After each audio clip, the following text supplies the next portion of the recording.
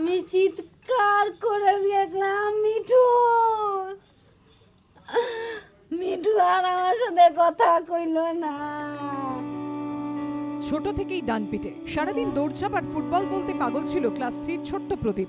শুক্রবার পাঁচিল টপকাতে গিয়ে মর্মান্তিক দুর্ঘটনায় মৃত্যু হলো জলপাইগুড়ির মুহিতনগরের বাসিন্দা বছর 10-এর এই বালকের।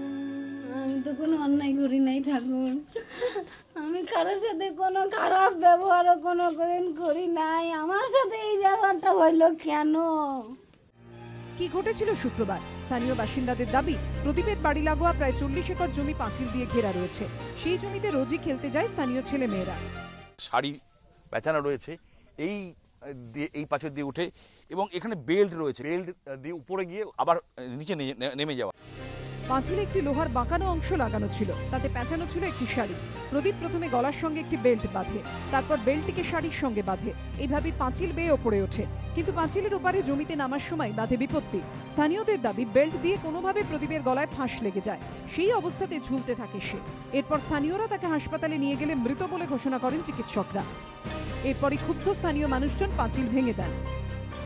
এই যে এইভাবে মারা গেল, এটা আমরা মানে নিতে পারছি না, কারণ এই ধরনের ছেলে, ওর কিন্তু শরীর স্বাস্থ্য, আমাদের স্পোর্টসম্যান, স্কুলের প্রাইজেন্ট। তো শনিবার জমিন মালিকের নামে কোতোয়ালি থানায় অভিযোগ দায়ের করে মৃতের পরিবার।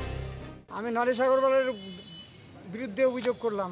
উনি কোম্পানির পাঁচিলটা যদি না দিত এবং ওই ওয়ালে অ্যাঙ্গেলগুলো না লাগাইতো, তাহলে আমার ছেলেটা মরতো না।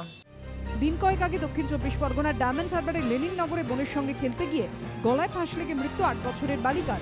এবার একই রকমের ঘটনা ঘটল জলপাইগুড়িতে। সনদ চাও, রাজা চট্টোপাধ্যায়ের রিপোর্ট, এবিপি আনন্দ, জলপাইগুড়ি।